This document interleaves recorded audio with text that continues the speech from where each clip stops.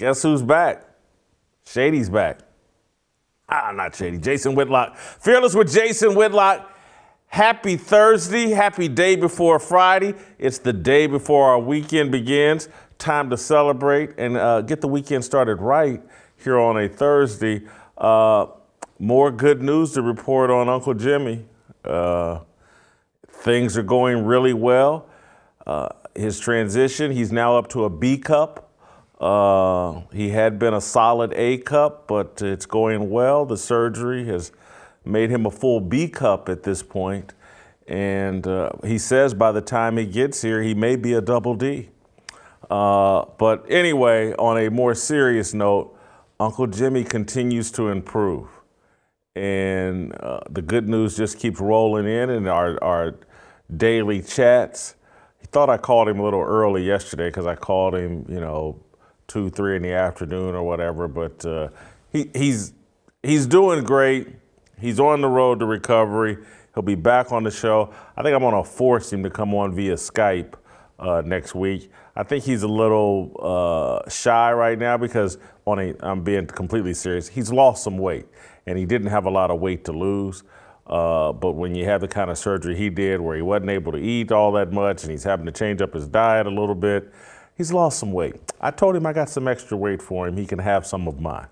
But anyway, Uncle Jimmy is recovering, so I've covered that. Let you guys know to keep the thoughts and good prayers and well wishes and positive energy flowing Uncle Jimmy's direction. But on a better news front, man, do I have a show stacked and ready for us to go today. I'm going to start a fire, and then I'm going to start a second fire. And I'm going to invite Rashad McCants. You guys remember Rashad McCants, former University of North Carolina Tar Heel, I think a national champion with North Carolina, drafted number 14th overall in the NBA draft, had a 4 or 5 year NBA career, some injuries, things happen in career. Rashad wasn't scared. He was nobody's punk, and his NBA career didn't go as long as it could have. But if you guys remember, I think it was on Monday or Tuesday, Rashad said he wanted to join the Fearless Army, and we put him through some basic training, and things went very well. And so we're going to have him back to help me with these 2 fires that I'm going to start at the beginning of the show. And then we'll go out to a real flamethrower, our Khaleesi, Queen of Dragons, Shemeka Michelle, Shemoke Show. She's going to join us and help me shepherd the fire. And then batting cleanup. I think we found a home for Steve Kim. Batting cleanup. He's our biggest power hitter. He'll come in at the end of the show. He's written a column about Cal McNair, the chairman of the Houston Texans, who apologized for saying the word China virus, I think. Steve Kim, who's Asian, Korean, not offended by that, but he's written a column about that. And then we'll also talk to Steve Kim about Russell Westbrook's performance last night with the Lakers. So an action-packed, jam-packed show planned for you today. But as you guys know, this show, generally speaking, always starts with a fire. And boy, do I have one today. We'll see how this goes. There's a Twitter feed at Libs of TikTok. Its bio states showing how society is deteriorating through videos. The feed launched approximately 1 year ago. It has nearly 370,000 followers. Libs of TikTok is the predictable reaction to the 2020 summer of George Floyd, the Karen video craze, and the past decade of viral social media videos second-guessing police-involved shootings of black suspects by white cops. Influencers such as Sean King and DeRay McKesson built followings and raised money popularizing the belief that white police officers were wildly, randomly, and frequently killing unarmed black men. Corporate media outlets played along with the ruse because it increased ratings, clicks, and relevancy. Young journalists such as Wesley Lowery rode the ruse to a Pulitzer Prize while at the Washington Post and then parlayed that notoriety into a lucrative TV job at CBS Evening News. Colin Kaepernick, he rebranded from an NFL flop to social justice martyr. LeBron James cast himself as the inarticulate Muhammad Ali. Working in conjunction with the Black Lives Matter movement, the Democratic Party raised funds, terrorized major cities, mobilized voters, weaponized poll workers, defunded and demoralized the police. But if you know anything about human nature, the laws of nature, for every action, there's an equal and opposite reaction. Social media's racial grievance industry has finally spawned a clever white rebuttal: Libs of TikTok. Among many other things, the feed showcases instances of bad behavior by Black Karens or Kendricks. There's a video of a Rutgers University professor going on a racist 5-minute rant. The professor is, a garden variety Stacey Abrams. Let's take a look at Stacey Abrams 3.0. I'll call her 3.0 because she's just as weighty. I don't want to call her 2.0. 3.0 of Stacey Abrams, this Rutgers professor. Let's take a look at some highlights from her racist rant. One, I think that white people viscerally fear. It's not that white people don't know, right, what they have done. They know. They fear that there is no other way to be human but the way in which they are human, which is to, so, like you talk to white people and whenever you really want to have a reckoning about it, they say stuff like, it's just human nature. If y'all had all of this power, you would have done the same thing, right? And it's like, no, that's what white humans did. White human beings thought there's a world here and we own it. Prior to them, Black and brown people have been sailing across oceans, interacting with each other for centuries without total subjugation, domination, and colonialism. And that's the thing that white people don't trust us to do because they are so corrupt. Their thinking is so morally and spiritually bankrupt about power that they can't they fear viscerally, existentially letting go of power because they cannot imagine that there's another way to be. It is either that you dominate or you are dominated. If we believe that history starts for us when white people drag us to these shores, then we can never get outside of the notion that this is going to be our existential struggle. Whiteness is going to have an end date because it is not, despite what white people think of themselves, they do not defy the laws of eternity, right? Their projects are not so sophisticated that the natural laws of physics change for them. Honest question. If I dyed the top of my hair blonde, would anybody be able to tell the difference between me and Stacey Abrams 3.0? Honest to goodness, if I dyed the top of my hair blonde, and does Stacey Abrams 3.0, does she get any attention other than ranting about white people? This is her hustle because she can't get any attention any other way. Perhaps Golden Corral buffet, I'm sure she gets a lot of attention there, but other than, dining out, other than ranting about white people and moving her hands around and dyeing her hair blonde and trying to look as white as she possibly can while ranting about white people, I don't know, I'm gonna have to call her Jason Whitlock 3.0. Maybe I should dye my hair. Not that, anyway, but that's the kind of content Libs of TikTok has been building a following off of, exposing people like the overweight professor in the house. Heavy professor, heavy P, I guess is what I would call her. I know people get upset with me when I make fat jokes because I'm fat, but damn it, if a fat person can't make fat jokes, who can? Anyway, there's a more interesting video that Libs of TikTok put out yesterday. It shows an ugly incident on a New York subway.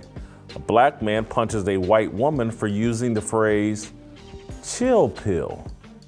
We're gonna play the entire video here, although I think it's somewhat edited because I think that it shows her punching the woman 3 times, just so you get the gist of it. But I think based on other videos I saw. I think he only punched her once, but anyway, let's roll the tape and then I'll talk about it. My train ride in NYC. I was breathing. Say it to my face now. Say it to my face now. Tell me to take a chill pill. Say the word chill pill. Oh. Say the word chill pill. Oh. Say the word chill pill.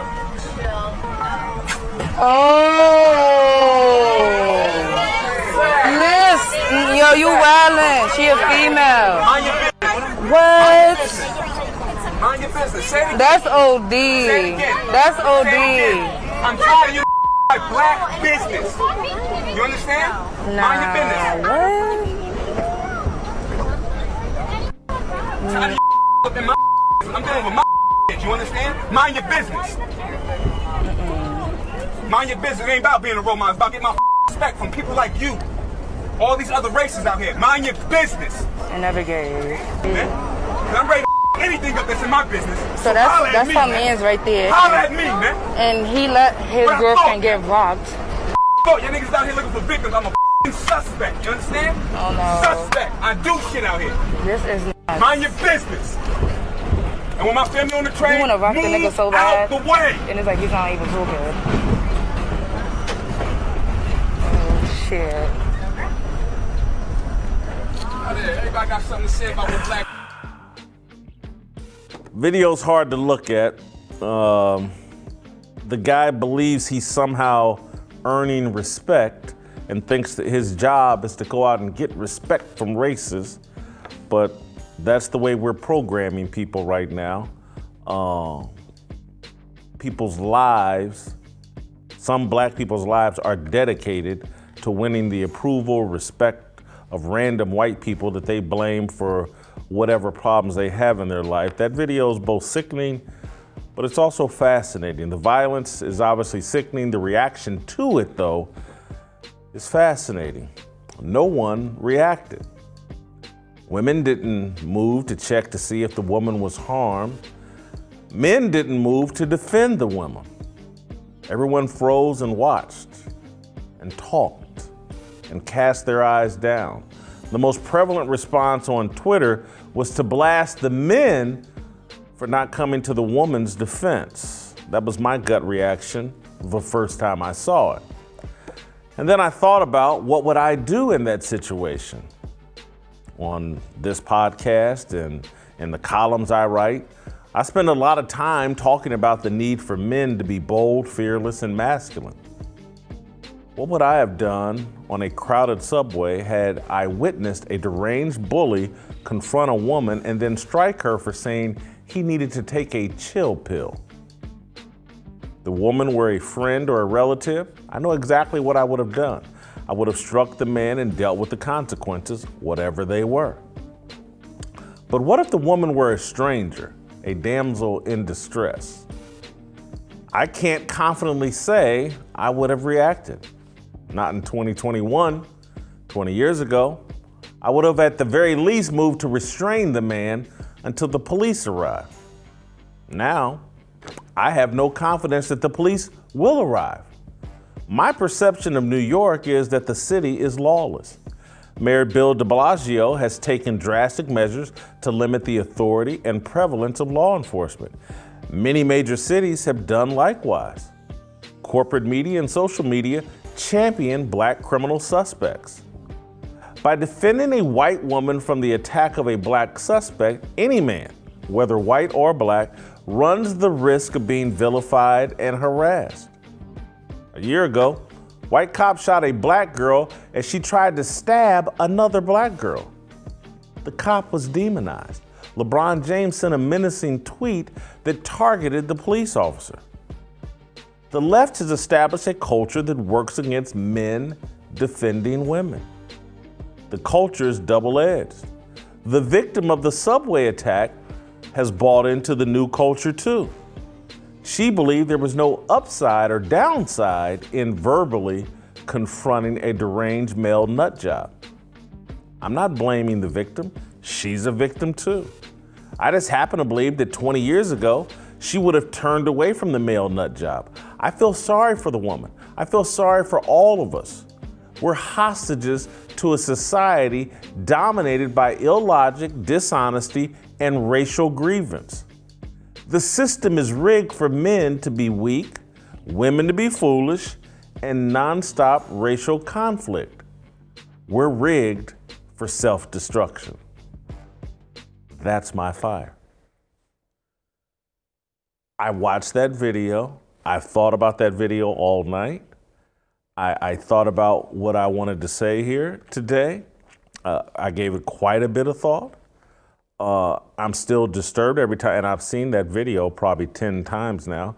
I'm disturbed every time I look at it, but I'm also disturbed by my reaction. And when I started thinking, like giving it real thought, like what would I have done? What risk would I have been willing to take for some stranger? And I'm just telling you, in this society that we've created now, had someone confronted the man, that person runs the risk of, hell, maybe even law enforcement blaming him or her for coming to the woman's defense. We've created an upside down world. We've created a world that's hostile to men being men and doing things men traditionally do. And we've lied to women and told them that, you know what, go toe to toe with men. We're all equal here physically. There's no difference between men and women. And again, I know that sounds like I'm blaming the victim, but I'm not. But I'll just say this.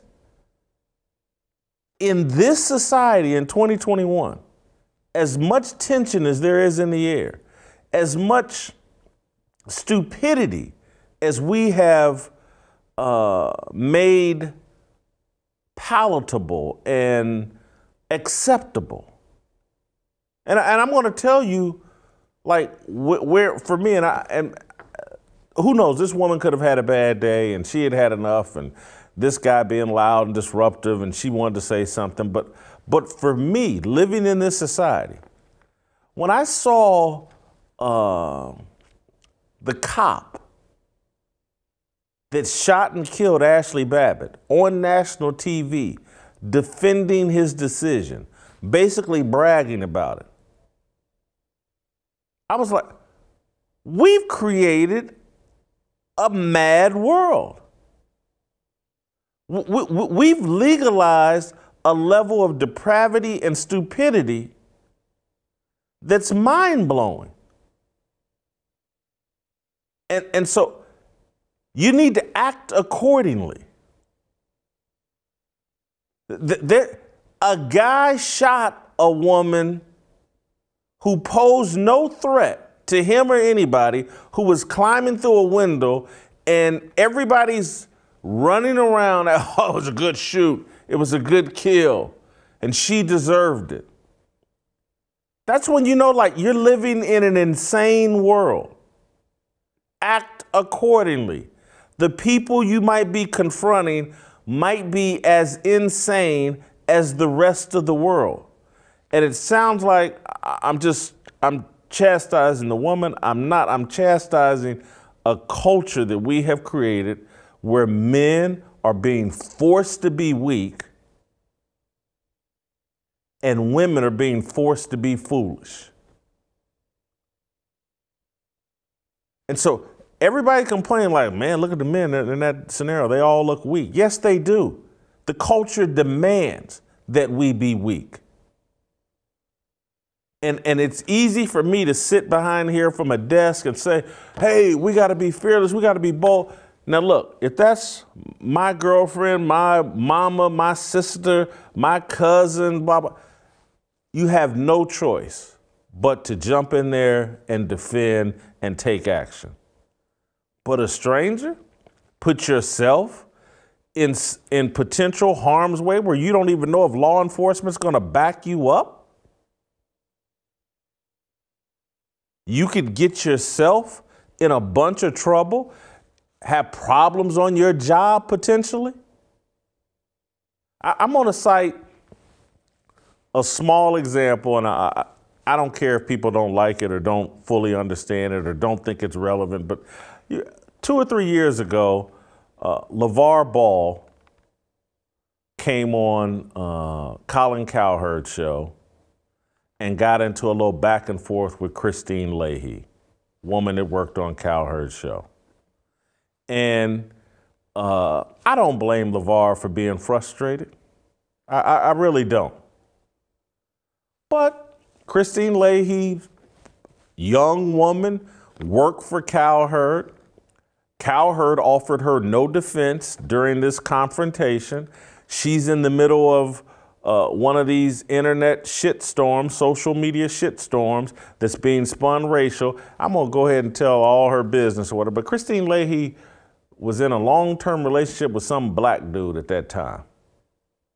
And because she was questioning LeVar Ball, Charlamagne the God and the rest of the internet spun it as, oh, she's racist and she's trying to do something negative to LeVar Ball. And to me, LeVar Ball started telling her to stay in his lane and blah, blah, blah. And Cowherd should have stepped in there, shut it down, shut Christine down, shut LeVar down, and ended it.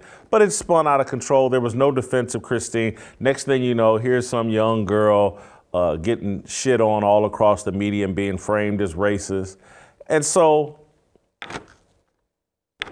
I stepped in and criticized LeVar Ball, took all the heat off of Christine, or tried to take the heat off and put it on me. It's in my view, the manly thing to do. Of course, I then got dumped on. I was caping up for some white girl and blah, blah.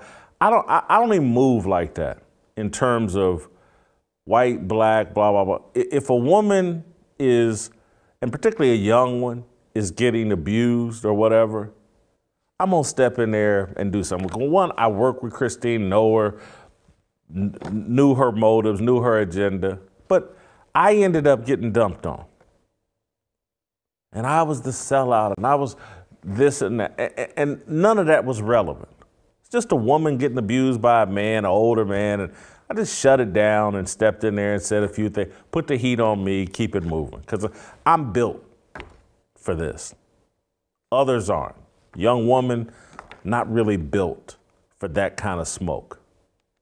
It's Cowherd's job to do something about it, but I don't half blame him. He jumps in there. Next thing you know, he's cast as racist. Not everybody's built for the level of smoke that this society puts out today. But I'm saying that was 3 years ago. I don't know what I would do now. Probably the same thing, because again, I know Christine, she's a friend of mine, or was a friend of mine at that time. I'm gonna jump in there and offer some defense. But again, in this society we've built, in this culture we've built, it's high risk to do things that men used to normally do. And women don't do what they normally used to do. Because again, they all say they want to jump in, they want to be in that smoke, and they want to espouse opinions. As soon as they get a little pushback, what do? Oh, it's unfair. Look at Twitter. I'm getting all these mean tweets. And you got all, oh my God, they're sending mean tweets. Well, hold on, you jumped into this arena, the opinion arena. I get mean tweets and have been getting, I love when all these people talk, oh, I got death threats. I've been getting death threats since 1994, 92. Because of the columns I write. It goes along with the territory. Most of them aren't serious, but all the, oh my God, they keep sending mean tweets to me and oh, it's just terrible. Well, that's the price of admission in the opinion game. And we want to suspend all the rules for women and they don't have to take this kind of heat. And that's how they went like 6, 7 straight years with everybody writing columns about Katie Nolan. She's the future of sports television. She's the greatest thing ever. And none of it was true. None of it was true. And everybody knew it. Everybody would talk behind the scenes like, this is crazy. This woman can't even do live TV. Seen her break down and cry every time a live light goes up on the camera. And so we just lie and feel people, and oh, she's the future of TV, and she's better than Tony Kornheiser and Mike Wilbon. She's better than. She's not built for it. Conflict. So don't ask for smoke if you're not willing to inhale it.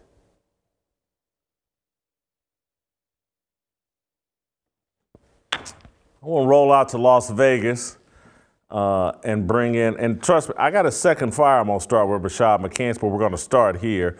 I just want another man's opinion, and eventually we'll get Shemeka's opinion, we'll get a woman's opinion. Rashad, I'm sure, well, I know we sent you the video, you heard me talk about, what would you have done in that situation? Woman gets struck, you're standing there, you don't know her. What would you have done? What should a responsible man have done in that situation? Definitely struck him immediately. You know, that's just a reaction because you want to act like that woman is your sister or your mother, cousin, whoever. But what occurred there is an instance I like to dive into is racism, real racism versus feminism. You dived into it a little bit. The racist part. There were a bunch of human beings on the train that watched a woman get hit by a man, and no one did anything about it. So America, let's put the shoe on the other foot. If that woman was black, that man was white, the whole train would have exploded. Why is that? Everyone got their phones out watching this man after he hit this woman. Literally, these are black people sitting there filming this. So if that was a white man hitting a black woman, they would have dropped their phones, they would have jumped that man on the subway. I believe that's racism for the train. They judged her because she was white. They didn't want to help her because she was white. And that's probably her husband there sitting too. Her husband was sitting there like, what do we want me to do? You want me to fight this black guy now? So the other black people can jump me? No, man, we don't want you to do that. So the feminist part, why would the woman be talking to a man in any manner where she can't protect herself? You don't know what this man has done. You probably trigger him being in his business. Now, you have to take on the alpha energy that you are opposing. Be careful what you wish for. And you can't be out here with alpha energy with a beta male with you doing the job that he's supposed to do. You doing it for him, then you're going to take the licks. And that's unfortunate because no man should ever hit no woman.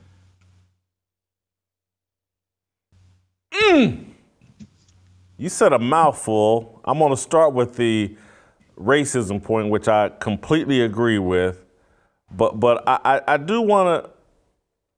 You feel confident that in 2021, given how upside down the world is, that a woman you didn't know, if you saw her get struck in that fashion, you would have reacted? In a millisecond. No, man. I'm a different breed of human. And if any woman is in distress in that manner, it don't matter who it is. It don't matter what color you are. This is what we call humanity.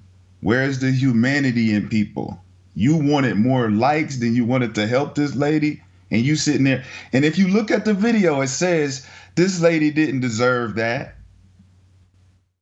But if she was black, you wouldn't even posted that video because it would have been on TMZ already. We would probably be in trial right now. We would probably be in trial right now if that was a black woman being hit by a white man. We'd certainly have riots all across the country, not just in New York, but all across the country. And everybody that sat there and did nothing would be called a racist and say, this is an example of how racist America is. You're 1,000% correct on that.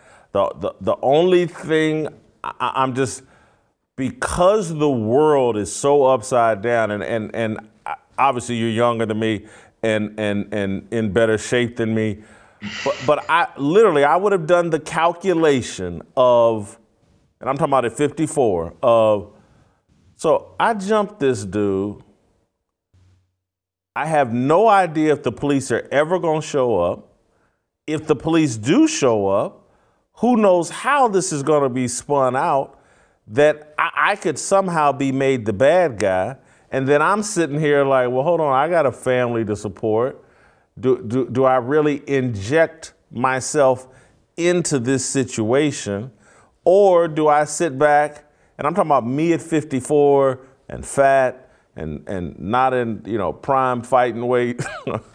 I'm saying, do I involve or do I sit back and hope that when we get to this next stop, there's a policeman or somebody I can report this to, there's facial recognition, and so I'm just going to lay back and let the system take care of this. That's my hope. Now, I'm just telling you, 20 years ago, when I actually had confidence in the system, when there was a different energy in the world, yes, I would have jumped on that man, certainly restrained him until I thought the police would arrive. But in this new world we've created, I just don't know how this thing is going to spin out. I think you make an awesome point, though, about feminism as well. I mean, you Rashad, this is some... Damn, I needed you for the whole fire starter, because you took the blaze to a whole different level in terms of racism and feminism out of control created this whole mess. Man, and let's unpack the kids that were there. There were kids there. So you're looking at a man that you have to still on him and let him know this is not okay, because his kids need to know this is not okay. So if he gets a pass on a train, a public train, hitting a woman in front of his kids, that means that he has done this before. In front of his kids didn't even respond. So he not gonna get no repercussion, no consequence of hitting a woman in public in front of his kids. Now, the trauma from that is the little girls that's coming up is like, who's going to protect them from getting hit when they daddy not there? So we have a responsibility as men to be fathers, not only to our kids, but to all kids. That's our responsibility. I don't know if I can top what you've said. Rashad, I want you to give me about 3 or 4 minutes because I'm going to set a new fire. Let's go. I'm going to set a new fire and see if you top me on this one as well, because you certainly topped me here. I love this racism and feminism point. Wow. So let's take Rashad off camera. Let me start a new little fire. I'm going to just take a little time here. Won't take long, but Russell Westbrook last night. I don't know if you guys saw this. Got tossed out of the game last night with the Oklahoma City Thunder at the very end of the game. Oklahoma City, I think, erased a 26-point deficit against the Lakers. LeBron James is out with a sore ankle, and so it was on Russell Westbrook and Anthony Davis. More than enough. Oklahoma City, I think, was winless at that point. I think that was their first win last night. They're the youngest team in the league. They're one of the worst teams in the league. Russell Westbrook and Anthony Davis, 2 players who were just named to the NBA top 75 of all time NBA players, can't beat an Oklahoma City team that's hot garbage. And at the end of it, because Westbrook has 10 turnovers and he's played the typical kind of stupid game Russell Westbrook plays, when Oklahoma City at the end of the game gets a breakaway and goes down and dunks it even though the game's over, Russell Westbrook confronts an Oklahoma City player that did the dunk and tried to basically start a fight and gets tossed from the game. And here's my problem with Russell Westbrook and the way he's handled by the media and by his peers. Russell Westbrook clearly has deep-seated emotional issues. This guy is 12, 13 years into an NBA career. He's a grown man, and he has yet to figure out how to control his emotions. And people want to say, oh, he's such a fiery competitor. No, he's not. Because you know what competitors do, particularly when they can't win and he can't win? He done played with Kevin Durant, James Harden, Paul George, Carmelo Anthony, Steven Adams. He done played with a gang of really good players and can't win it all. You know what competitors do? They erase their weaknesses. They work on their weaknesses. Russell Westbrook came into the league out of control. 12, 13 years later, he's still out of control, can't control his emotions, a bully and an asshole to fans and anybody else that gets him off his game or gets into his head. Utah Jazz fans, he done accused them of racism when they wasn't doing nothing but heckling like they heckle everybody else. Russell Westbrook has major emotional issues. And you know what all the liberals on the left and all those woke sports fans say? Oh, just leave him alone. Russell, you know, he's just such an ultra competitor. And so basically what they're saying is, Russell, just continue to self-destruct and dribble. That's what self-destruct and dribble. We get all upset. Laura Ingraham told LeBron James to shut up and dribble. She basically told him, shut up and dribble. And we got all upset. Oh, look how racist that is. Look at what we've been telling Russell Westbrook for the last 12, 13 years. Self-destruct and dribble. You're just a great competitor. This man, a lot of, oh, he's like Dennis Rodman. No, he's not. And trust me, Dennis Rodman's been self-destructing, but don't compare Russell Westbrook to Dennis Rodman. Dennis Rodman won wherever he played. Detroit, Chicago, anywhere he landed, Dennis Rodman made an impact on the wins, losses, and helped teams win titles. Russell Westbrook, not him. Everywhere he goes, losing follows. Underachievement follows.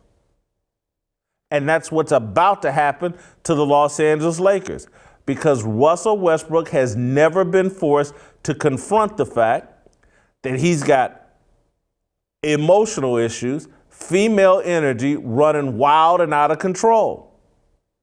So Russ, keep acting a fool on the court. Keep putting dresses on, keep showing up to games, doing your little fashion show routine down the runway. Keep working out all your emotional issues or whatever, at war with yourself, whatever identity issues you have. Russ, keep doing all that. Keep self-destructing and making a fool out of yourself, but keep putting up those triple doubles because that entertains us. People don't care about Russell Westbrook. They don't have any respect for Russell Westbrook. All the people running around caping up for him and defending. Russell Westbrook has no business in the NBA top 75. He is not one of the top 75 players. Trust me, you ask anybody this. If they were, ask any NBA GM, Klay Thompson didn't make the top 75. Ask anyone with a brain if they were starting a team, who would they rather have, Klay Thompson or Russell Westbrook? It ain't even close. Klay Thompson, not in the top 75, and when he got 3 NBA titles, one of the greatest shooters of all time, one of the best two-way players of all time. There's not a basketball person alive that wouldn't take Klay Thompson over Russell Westbrook. Not a top 75 player. We need to quit bending over backwards for Russell Westbrook because he's figured out how to game the system with triple doubles. And look, there was a time 5 years ago, I made some excuses for Russell Westbrook and thought he would grow out of the idiocy that he continuously displays in the NBA. But it ain't happened. Somebody needs to get Russell Westbrook some help. The man lost it once again because he cost the Lakers a game. 10 damn turnovers from your point guard against the Oklahoma City Thunder. A man with no control of his emotions. And we somehow think he's some kind of standard for masculinity and competitiveness? Are you kidding me? He's got no control of himself. He looks damn near as stupid as the guy on the subway train. All right, that's my second fire. Rashad, tell me where I'm wrong. Man, listen, Russell Westbrook, kid from the hood, with overly influenced from Hollywood. And he has the street baller mentality when he plays on the court, which forces him to be ultra aggressive, you know, almost like prison ball. You just go into the hole, you play with your head down, everything is downhill, beat everybody with your athleticism. That has won for him for so long. But when you can be a ticking time bomb at any time to really blow it open for your team, it's really going to hurt not only your legacy, but everybody around you, because you guys blew a 26-point lead and you're mad at the team for putting their foot on your throat. This is war. This isn't anything to come around and think that I'm going to be nice to you while we killing you. No. It's like Troy. I drag your body along on the horse. It's time I'm taking your body back. So if you allow me to destroy you, I'm going to destroy you. You shouldn't have let them come back from 26 to beat you. But you got a problem with it. But that's, like you said, it's overly emotional. I don't think that Russ can understand that, you know, his passion for the game can be misinterpreted for what you look like, your body language. Everything can tick you off. And that's not going, LeBron ain't going to be able to deal with that all season long, brother. Y'all got a stacked up team and you couldn't beat OKC, like you said. This was a disaster from the start. Carmelo, all these old guys ain't going to be able to withstand this. And you can't beat OKC. It's a wrap for y'all. Well, you know, I just forgot. Carmelo's on that top 75 too. They got 3 top 75 players, and they couldn't beat OKC. Unbelievable. Am I right in thinking Russ and this triple-double thing is a byproduct of a soft NBA and a guy that wants to go out and pad his stats? It's not. His triple doubles to me aren't the same as Magic Johnson's or Oscar Robertson's. Or Larry Bird's. You know, when you're getting all those points and stats on the team that should be balancing the stat book to win games, that lets you know the team is scared of Russ for stealing rebounds, stealing assists, having the ball too much. You got one player that got the ball all the time, and he's getting all the rebounds, all the points, and all the assists. So that means that your whole win-lose category is based on Russ and if he plays good or not. And that has not worked. Like, what are we going to do here? So if you're good enough, you know how to use time and score to get a triple-double. James Harden is the best at it, I think. He knows how to quietly get his teammates involved in the first 3 quarters while getting his points off, sticking around for easy rebounds. By the 4th quarter, he can be 22, 7, and 8 and ended up with a triple-double just real soft. Russ knows the same formula. And it's easy to do it, but it don't matter if you're losing. Top 75, I'm top 75 too.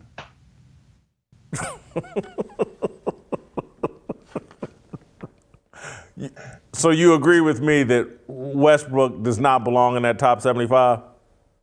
Oh, man, definitely not over no Klay Thompson. Klay, I feel for you, brother. I really do, man, because your injuries have really made people forget how incredible you are, bro. And I got to give you your flowers. I'll give Reggie his flowers too, but Reggie, you know, he felt like he didn't deserve to be on there. I would replace Klay with Reggie because of the shooting aspect, the dynamic of those two. And we're going to keep Ray in there. But to give Russ the nod over Klay Thompson, a champion, Mind-boggling. Hold for a second, Rashad. I think you just said something that irritated me. When you said Reggie, are you talking about Reggie Miller? Yeah, Reggie's in the top 75. Yeah, I like Reggie. I like Reggie. I'm a Pacer fan, Rashad. Reggie Miller's jersey hangs in my apartment. I know. I'm from Indianapolis. He carried the Pacers all the way to the NBA Finals, and you just pretended like. And look, I don't want to disrespect Ray Allen, but he didn't even expect it. He didn't even expect to be on there. He said that? He said that. That's why I said it. He said, I didn't even expect to be on there. I'm like, well, okay, Reggie, we'll move over. Well, as a Pacer, I think Reggie Miller better than Ray Allen. Ray Allen just had the pleasure of playing with LeBron at the end of his career and playing with Paul Pierce and Kevin Garnett when they were, and again, Ray Allen's a very good player, but Reggie Miller was out there not by himself, but he was definitely the man on his teams and had to take all the big shots. And I just don't, Anyway, I'm going to let you get that one off just because you were so good on the other stuff. Rashad, I think we may start putting some stripes on your shoulders, not just a soldier, but maybe a sergeant in this fearless army. Great stuff again today. No doubt, brother. Let's go. Awesome. All right. Well, let's take a quick little break, and Shemeka is going to join us next. Go to youtube.com/Jason Whitlock.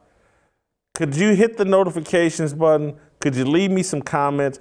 Could we get 2,000 likes on today's show? I'll be in the live chat and fire off some comments there. This show is already blazing hot. I think it's only going to get hotter when we bring Shemeka Michelle on. It's my obligation, no hate, discrimination, raising up your hands for freedom.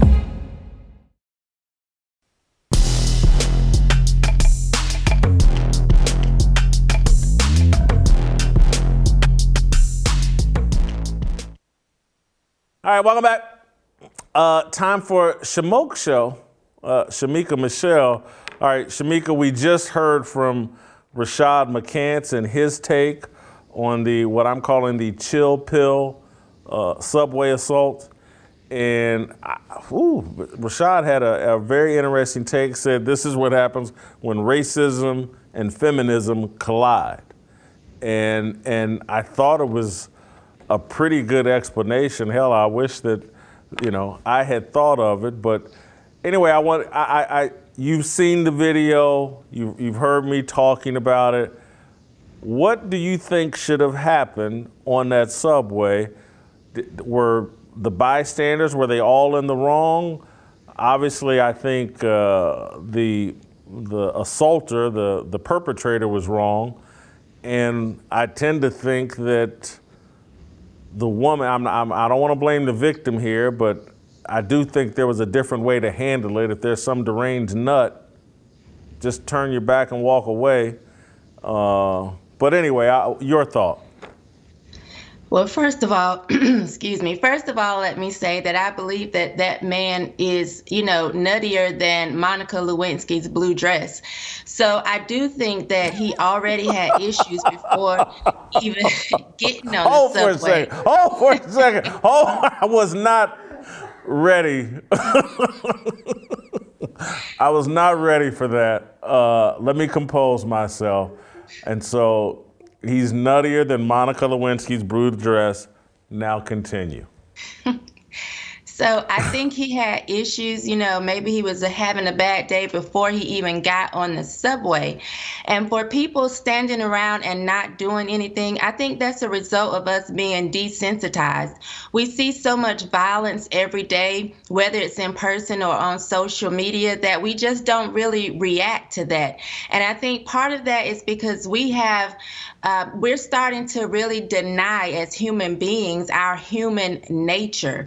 First as just human beings, and then secondly, as men and women, everything that we're told, everything that we can feel innately, we're told is wrong. You know, we depend on books, we depend on someone else, and you hear so many people say that, you know, I was going to do this because something told me, or I should have done this because something told me. We don't listen to that voice within, and we second guess ourselves so much that, again, we're just getting away from being human beings and the intelligence that we have on the inside, and then also just second guessing ourselves as men and women.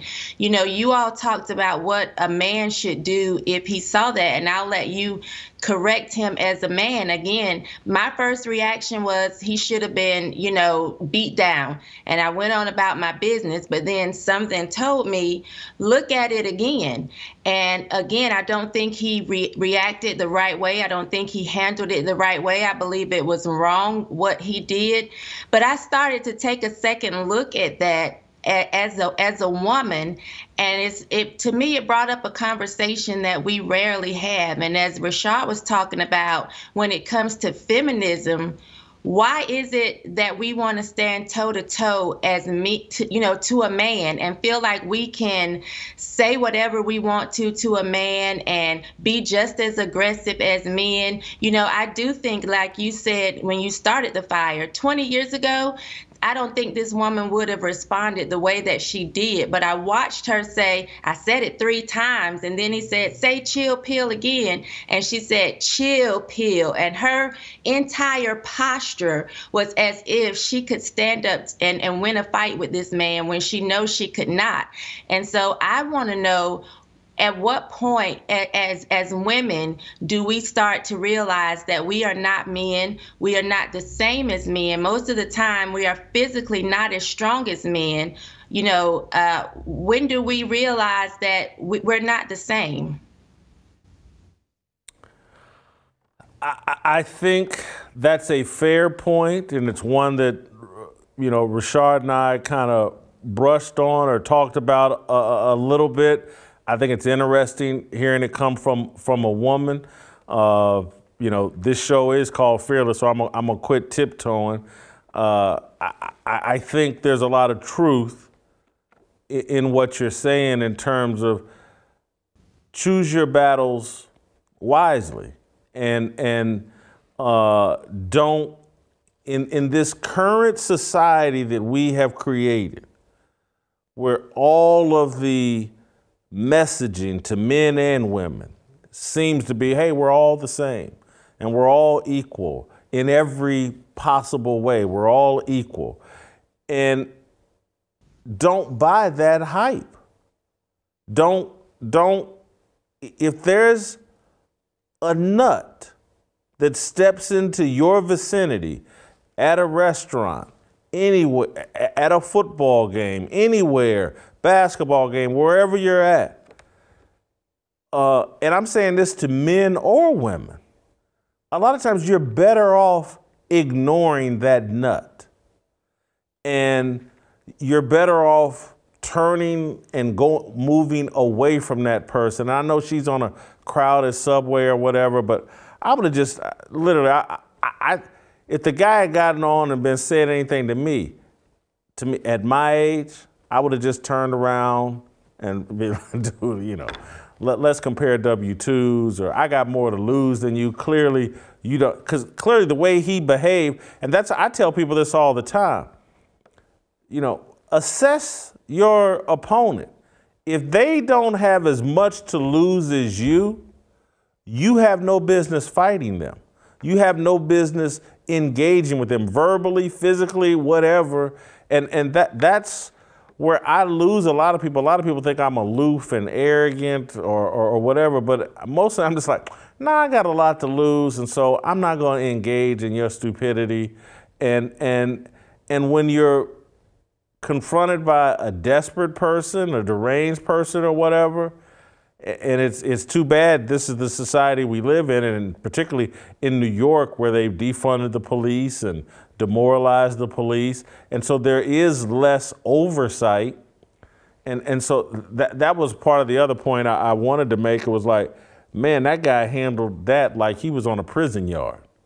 And it made me feel sorry for the people in New York, because everybody on that subway acted like they were on a prison yard. Because when things happen on a prison yard, people turn their back, they don't want to see it, they don't want to be questioned about it. If they are questioned about it, I didn't see anything. And it's because they authentically didn't see anything. And so I thought that scene exemplified what we've done to America, that people just don't want to get involved. People don't want to help out their fellow man. They want to record some content and get social media likes and follows out of it. They want to exploit your conflict for their benefit, but no one really wants to get involved. Right.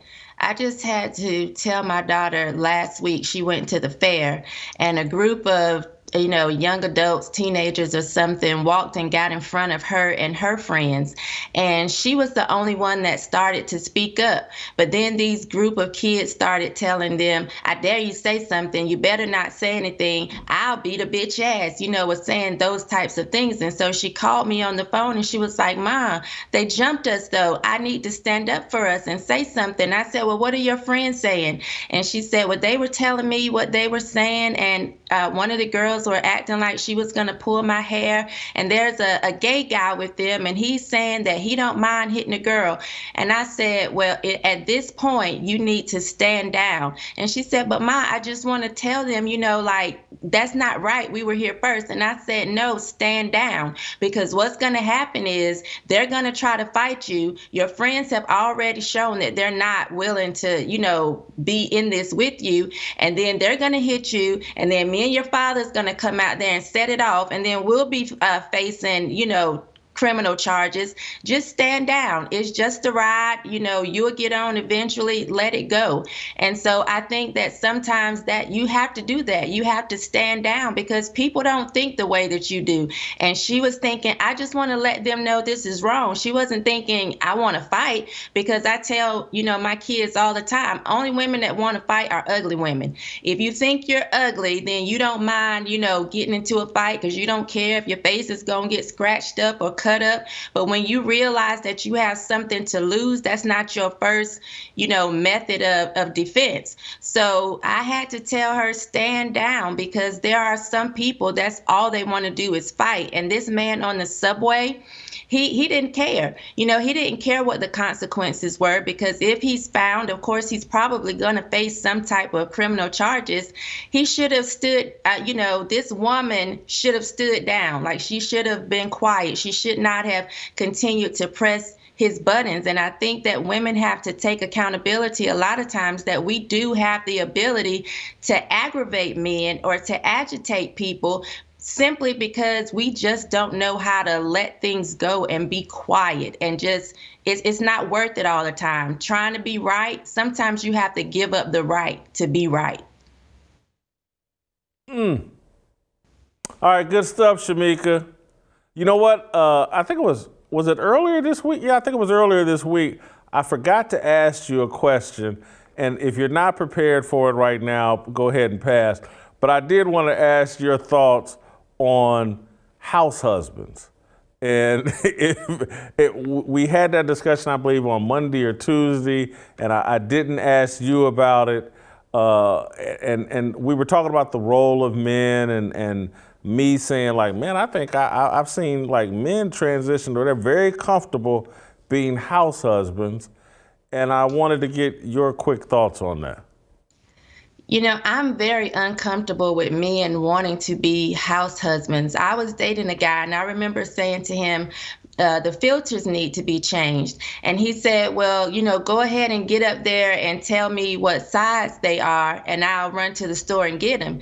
And I was thinking to myself, so you want to be Carol Brady and run to the store and pick them up, but you want me to climb the ladder and see what size they are?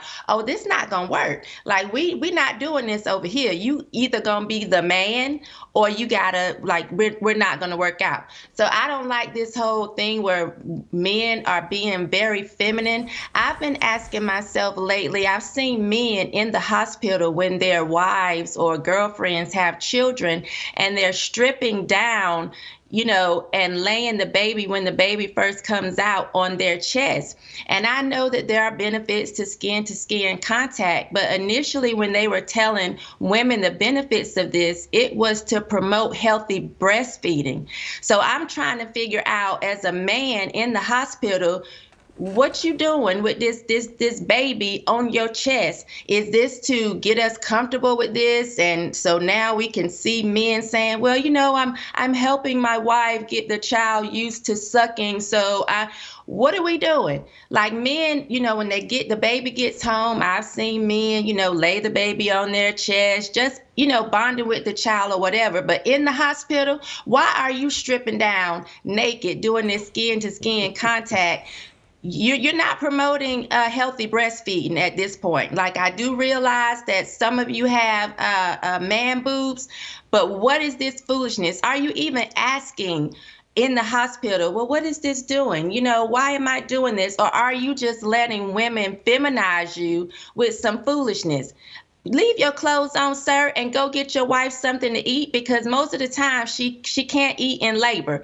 I don't need you laying there with this child on your chest, you know, when you could be out getting me a burger, something that I have been wanting since the labor began. You've taken me, I'm going to ask you a follow-up question. I'm going to tell you a little story that I think I shared on air, or maybe I didn't, but I think last week or 2 weeks ago, a bat flew into my apartment. I don't know if I shared this or not on the show. Oh, I did talk about this on the show. A bat flew into my apartment, and I don't like rodents. Mice, rabbits, spiders, certainly bats. So I'm laying on the couch watching football. Yeah, this is on Saturday night. I'm watching college football. Bat, I got my screen door open. I'm at the top of my building. I'm thinking, what could happen to me? Bat flies in. I run into the master bedroom because I'm just in boxer shorts watching the game. I run into the master bedroom and put on a bunch of clothes or whatever. Crack open the door. The bat's flying around. Ran through my apartment, went out the door, went down to the concierge, paid the concierge $100 to come back up to my apartment and get that bat out of my apartment. Scale of 1 to 10, how weak do I look there?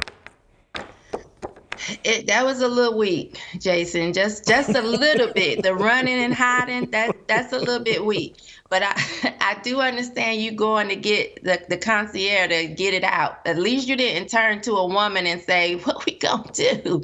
You know, but had it been a female concierge, I would have paid her $200 to go get the bat. Yeah, you would have been on your own if I was the female. I'm not doing that. All right, well, thank you so much. And nuttier than Monica Lewinsky's dress will forever be a quote that will go down in fearless history. All right, stay tuned. Don't go anywhere. Go to youtube.com/Jason Whitlock. Hit that subscribe button. Hit the notifications. Hit the likes. Get the likes up. I want 2,000 likes. Looking for the right sign, Our looking Asian like brother time, from another feeling mother, all Steve kinds Kim. of free. These words are our religion, no regrets in our decisions. We all wanna go to heaven with freedom. It's my obligation, no hate, discrimination, raising up your hands for freedom. All right, welcome back. Time to roll out to Los Angeles and engage with the most clever person on the show, Steve Kim. Steve, we'll start with some Russell Westbrook news. And the Los Angeles Lakers lost another game. They lost to the previously winless Oklahoma City Thunder. Russell Westbrook got tossed out of the game at the end. He was upset that the Thunder got a late dunk. Let's play the clip. Let's see Westbrook acting up. Last 3 quarters, they were absolutely dominant. And Baisley just put a bow on it for the Thunder. It was right here where Russ said, no, you're not doing that. And then everybody got in between. And then Russ was tossed. You know, those are the, quote, unwritten rules, if you want to talk about it. Whether you believe in them or not, that's up to you. Russ obviously gave Baisley an earful. Yeah, Russell Westbrook out of control as usual. Nothing's changed. And I think we've done Russell Westbrook a disservice by pampering him and allowing him to be an emotional baby for the entirety of his career. I don't think this is going to work out well for the Lakers. He's not someone you can trust at crunch time. 10 turnovers last night. Russell Westbrook should have been, and rather than confronting Baisley, he should have been confronting himself for his bad play. But I'm not a Westbrook guy. Jay, he's combustible. And adding him to that Lakers team with all those other names that need the ball, namely LeBron, Carmelo, Anthony Davis, it's like getting a tablet of Alka-Seltzer and putting it into a can of Coke. It's just going to go out of control. And also the other thing is, this is the irony. Q Alanis Morissette, but the guy that pads his stats more than anyone is upset at a guy for taking a breakaway dunk. That's amazing to me. And the one thing about Russell Westbrook that I've always that he's done the impossible. He's actually minimized the triple-double. That in reality, just like Rashad McCants said, that it is empty calories. That it doesn't necessarily translate to winning basketball. I'm going to start watching a couple more Laker games. I am a lifelong Laker fan, or at least I used to be. I'm a little bit concerned. The bigger issue with that particular team is I read that they've given up 115 points in every single game. Jason, even in this era of the three-point game, that is way too many points, and I'm afraid they don't have enough young, fresh legs. And it's reminiscent a little bit of that disastrous 2011-ish team that had Kobe, Dwight Howard, and Steve Nash that simply didn't mesh. But the one thing about Westbrook, I've always felt less was more in terms of his play, that there were times he had to simply defer, let Kevin Durant handle the ball. He doesn't always need it, but that's what Russell Westbrook is. He's a guy that literally needs to run that offense at fifth gear 90% of the time, where at certain moments of the game, he's better off letting another franchise player just take over the reins for 5-6 minutes, and he just lays back on the weak side. And also, for him to say that I'm trying to set the rules here on how to play basketball to this youngin that did a breakaway dunk, Jay, I wonder, and I don't know if he's that calculating, if that was a ploy to take attention away from his 10 turnovers and himself trying to be now Sheriff Westbrook, the guardian of the unwritten rules of the NBA.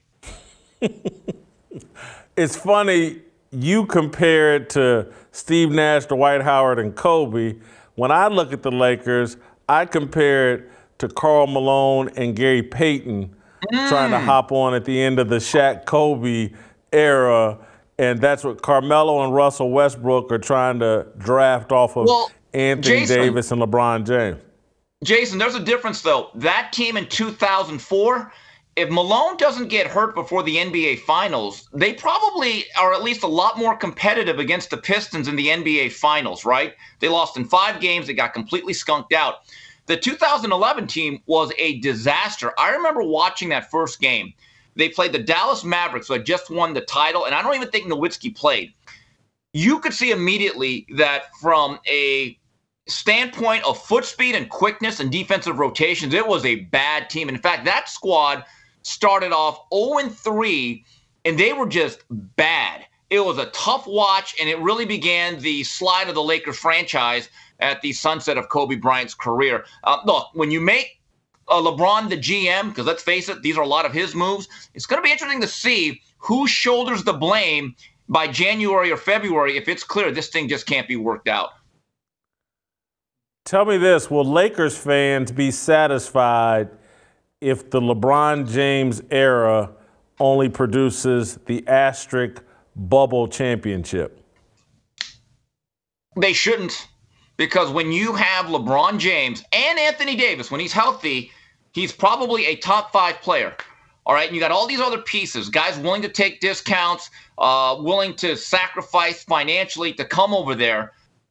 To be there what, 5-6 years it's going to look like, although I think this is his fourth. The first year they didn't make the playoffs. LeBron seemed to kind of pack it in. You're right about the asterisk NBA bubble finals. If it's only one championship and it's a bubble championship, yes, it will have been unrealized potential. It will, in my view, it will be a letdown. All right, you've written your first column for the Blaze. Congratulations. You wrote about Cal McNair, the son of Bob McNair, former owner of the Houston Texans. Now Cal McNair is chairman of the Houston Texans. He's had to apologize because back in May he said China virus, and that allegedly offended people. Your thoughts? You know, when I first saw the story and it had the headline, I said, geez. What did he go with? Nip, chink, gook, slant eye, slope? And then I read the story and I'm like, that's it? That was a bigger letdown than the ending scene of The Sopranos. I literally said to myself, that's it? Now, I want to be very clear about this. I don't know Cal McNair from Cal Worthington. Okay, that's a very Southern California reference. Look it up, folks. I don't know if he's racist or not, but I do know that particular instance is just a throwaway line. Maybe he should have read the room better. Maybe he should have read the culture better. But this is what it reminds me of. And Jason, I'm going to be very stereotypical with you. I know you watched Martin, one of the great sitcoms for the first 4 years when Martin Lawrence and Tisha Campbell could still be in the same room. Reminded me of one of the greatest episodes they ever did. It was the first one where Martin and Gina are arguing. Tommy and Cole are out there with Pam. So they go into the bedroom and they start arguing. And Martin says, Gina, I hate going to your office party, because that's what they were arguing about. Because every time I go to an office party, some white guy comes up to me and he goes, Martin, I just saw Boys in the Hood. I did not know. I did not. So that's what it feels like. It's like there's like this parental feel from certain people that are now telling Asians, we're sorry. And I'm thinking to myself, this is a non-story. I can honestly tell you in every Chinatown across America, every Koreatown, Monterey Park, or wherever there's an enclave of a lot of Asians, this was not even an iota of a factor. There's nothing here to report. And ironically, I reported on how it should have been a non-story. I get it. Steve, now that you've reminded me, I want to take the time to apologize to you for Enter the Dragon. I thought the fight scene between Kareem Abdul-Jabbar and Bruce Lee was very unfair and one-sided. And so I just want to take this opportunity to apologize to you for Enter the Dragon. Well, I appreciate that. You know, Kareem had skills. His reach and his length gave Bruce a lot of issues, but he took it to the inside. Why do you think Cal McNair apologized? Is there anybody publicly? Is there anybody upset? Who in the Asian community is upset? You know what? I really believe the only ones that'll feign outrage, and I'd say this, feign, is probably individuals that are in that corporate media system that were pushing the same Asian hate narrative about 4 or 5 months ago. And look, the NFL is a corporation. Cal McNair probably just says, look, if I have to apologize to get everyone off my back, I'll do it. I'll douse the fire quickly. And as I mentioned in that article, his father, the late Robert McNair, flippantly said about 3-4 years ago during the height of that debate about NFL protests from players kneeling at the anthem, he said, look, we can't have the inmates run the prison. He got blowback from that. So maybe Cal says, wait a minute, hold on. If my father went through that for that statement, I better get in front of this and just squelch it as soon as possible. That's my belief. I think we're going to create a world where white men just don't talk at all. They just speak in sign language. Yeah, if white guys spoke in sign language, there'd be a lot less problems in America. Steve, do you have any betting advice? We finally have an amazing potential Thursday night football game, Packers versus Cardinals. It sounds awesome on paper. One team's undefeated, the other one's only lost once. DeAndre Hopkins is playing tonight. Devontae Adams is not. What do you think about tonight's game? Look, I was looking forward to it. It's probably the best Thursday night matchup in at least several years for that franchise. And then, look, not only are they not playing with Davante Adams, their number 2 receiver, Lazard, is out. And so I'm thinking, who are we trotting out there? James Lofton, James Jones, Don Hudson, Max McGee? Look, I get it. Davante Adams, when he's out, the Packers are 6-0. But everyone will tell you they're a better team with them. And here's the difference. When you play the Cardinals and Kyler Murray and that Cliff Kingsbury fun offense, you need to think about scoring at least 30 to 35 points. I don't know who's going to really replace that production of Adams. They have a very good running back in Aaron Jones, and they have a pretty serviceable tight end in Tonyan. But when you go without your top 2 receivers, and Davante Adams is an absolute artist. He's one of the very best technicians I've ever seen. This is like going into a great fight with Ray Leonard and Tommy Hearns, and one guy has 2 broken hands. I believe this game is in Arizona. I think Arizona simply has too many weapons. They're too deep, and they'll win this game, but I wouldn't count out the Packers. Again, all of this stuff is very temporary with the COVID. I don't know if you caught this. We'll end on this note, but Shemeka earlier in the show came up with an original line. I don't know if you saw the subway assault, the chill pill subway assault. And Shemeka said that the assaulter, the perpetrator, nuttier than Monica Lewinsky's blue dress. I had not heard that. That's an original line. You know, I'm glad someone else is bringing back references from the 90s, and it's not just me. But I knew when I was listening to her, I was not going to top that. There are no pretty girls that fight. It's always the ugly ones because they have nothing to lose. I said, wow. That is, you know, I was thinking about that, and you guys have talked about it a lot. You know what that New York subway needs, and it's a favorite show of yours? They need the Equalizer. That's what they need. They need a Queen Latifah person to bring a little UNITY to the subway. I mean, that show is so. Oh, you just made a UNITY. The only song I can remember. But I mean, the thing is that, look, I'll be honest with you, Jay. I'm not built like Rashad McCants. Neither are you. I'm not as big. In that situation, we're not in Giuliani's New York. Honestly, I don't like people filming that type of stuff. But to say that you got to step in like you're one of the guardian angels, right, of Curtis Sliwa, who I think is running for office, based on what is happening today, Jay, you make a very valid point. You don't know if you're actually going to get the proper law enforcement backup. That's the reality of that whole thing.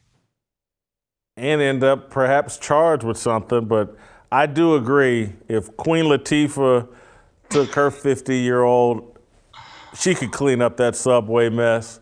The Equalizer is exactly what they need there. Where's your overweight rap star, 50-year-old rap star to come save that woman? Or she probably would have helped beat up the woman, knowing how woke these shows are today. All right, we're done. We're about to hear some tomorrow, and that means we'll see you tomorrow. Thank you. That's it, and that's all.